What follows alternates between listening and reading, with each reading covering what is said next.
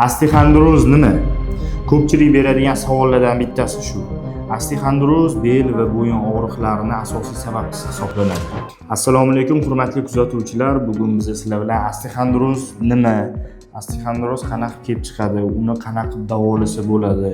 Sabablari, yechimlari haqida qisqa xalqimiz tushunadigan tilda qilib gaplashamiz. Osteoxondroz avvalo nima? Umurtqa pog'onamizni bir-biri bilan disklar bilan bog'langan umurtqalardan tashkil topgan.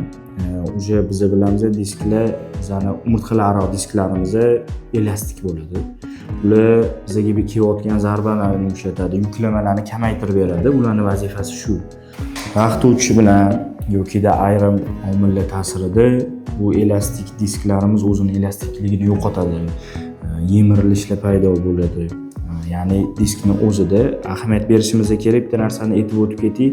Osteoxondroz boshqa, osteoporoz boshqa narsa. Yemirilish deganda ikkalovini adashtirib olish kerak emas. Hozir biz umurtqa pog'onasi aro disklarimiz, tog'ay disklarimiz haqida ketyapti. Ularda fibroz qavatda yemirilish bo'lishi mumkin. O'shanga asosan osteoxondroz deymiz. Biz osteoxondroz qanaqa holatlarda kelib chiqadi? Nimalar asosiy omillari bo'ladi? Birinchidan biz bilamiz harakatsiz turmush hayotimiz, kompyuter oldida ko'p o'tirishimiz mumkin, telefonda ko'p o'tirishimiz mumkin yoki ortiqcha, juda ham ortiqcha og'ir yukdan bo'lishi mumkin bo'lgan holatlardan bittasi hisoblanadi. Ikkinchisi buni ham ko'pchilik biladi, noto'g'ri qomat, noto'g'ri yurish, egilib yurishlar yoki oddiy yengil yukni ham noto'g'ri ko'tarishlarga kiradi. Ular hammasi umurtqa pog'onasining normal holatini buzadi. Va yana uchinchidan ortiqcha vazn. Ortiqcha vazn qancha odamda ko'p bo'ladigan bo'lsa, albatta bu mushak vazniga aloqasi yo'q.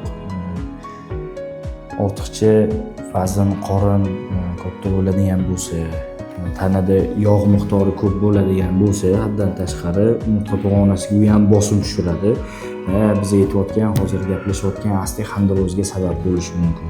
Ko'krak qismida osteoxondroz paydo bo'ladigan bo'lsa, o'sha joylarning o'zida yoki ba'zida yurakka o'xshash og'riqlar, kuraklarning orasida og'riqlar bo'lishi mumkin.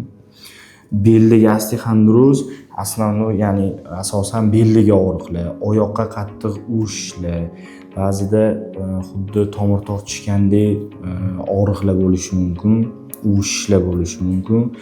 Mana shularning hammasi osteoxondrozni alomatlaridan bittasi bo'ladi. Buni aniq qilib olish uchun albatta ko'rikdan o'tish kerak. Misol uchun MRT yoki KT ga tushgan ma'qulroq bo'ladi va yaxshi mutaxassis orqali buni aniqlashtirib olishimiz kerak. Chunki boshqa omillar ham bo'lishi mumkin.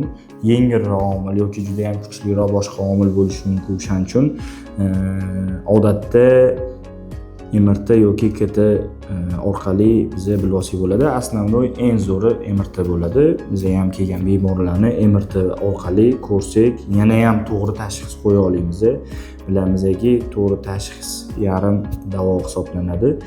Osteoxondroz o'zi qanaqa qo'rqinchli kasallikmi, xavflimi deb so'rashadi. Osteoxondroz odatda hayot uchun xavfli narsa emas, lekin vaqtida davolanmasa, biz bilamizki, hamma narsa vaqti bilan, vaqt soati bilan. Osteoxondrozni ham vaqtida davolamasa, kuchayib ketsa, ertaga disk churrasi, nervlar siqilishi yoki surunkali og'riqlarga olib kelinishi mumkin. O'shanga alomatlariga befarq bo'lmanglar. Vaqtida iloji boricha yaxshi mutaxassislardan davo olib ketinglar. Davolash uslublari qanaqa? Albatta birinchi ko'riladi, mutaxassis konsultatsiyasidan o'tiriladi. Bemor o'zining ahvolini ko'rinadi, o'zining bosqichlari bo'lishi mumkin. Ya'ni og'irroq, yengilroq toifasiga qarab turib, lecheni, ya'ni davolash yo'lini tuzib olamiz o'zimiz uchun, jamoamiz bilan.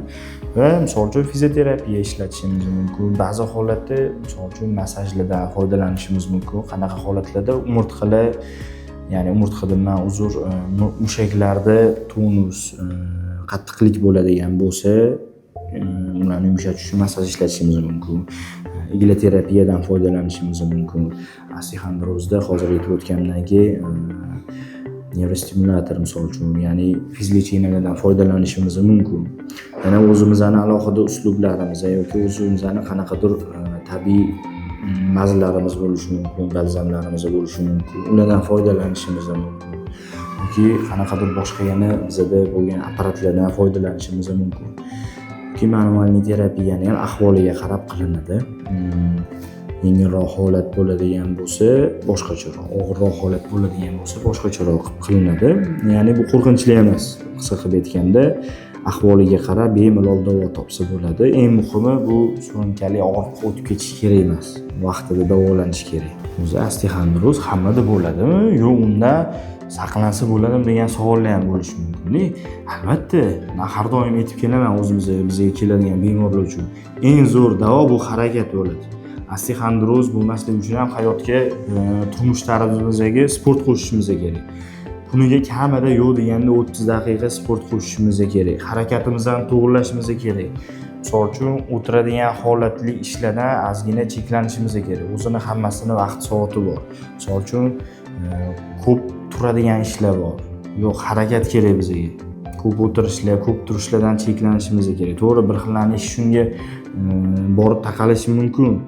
Lekin oraga tanaffus berish kerak. 30-40 daqiqada agar o'sha muammo paydo bo'lgan bo'lsa, даже 15-20 daqiqada tanaffus berish kerak va kamida 5-10 minut harakatda bo'lish kerak kamida. Ko'p kasalliklardan qochish eng zo'r yo'li harakat va sport. Даже doktorlarga ham ishinglar tushmashi mumkin. Hammasi o'zingizlarning qo'lingizda. Xulosa shu. Agar o'sha bu muammoni qamrog'iga tushib bo'lgan bo'lsanglar, sizlar davo izlayotgan bo'lsanglar, bemalol bizga shu nomerlar orqali murojaat qilishinglar yoki kommentlarda osteoxondroz so'zini yozib ketsanglar, sizlarga murojaat qilamiz. Albatta, sizlarni sog'lig'ingiz biz uchun eng muhimlardan bittasi va bu sog'lig'ingiz sizlarga qaytib kelishi uchun qo'limizdan kelganini qilamiz. Bugun biz qisqacha osteoxondroz haqida sodda tilda gapirishga harakat qildik. Agar yana boshqa qiziqtirgan savolinglar bo'ladigan bo'lsa yoki tushunarsiz nimadir bo'ladigan bo'lsa, yana qaytarib o'tamiz. Bemalol bizga murojaat qilishinglar mumkin. Salomat bo'linglar, ko'rishguncha.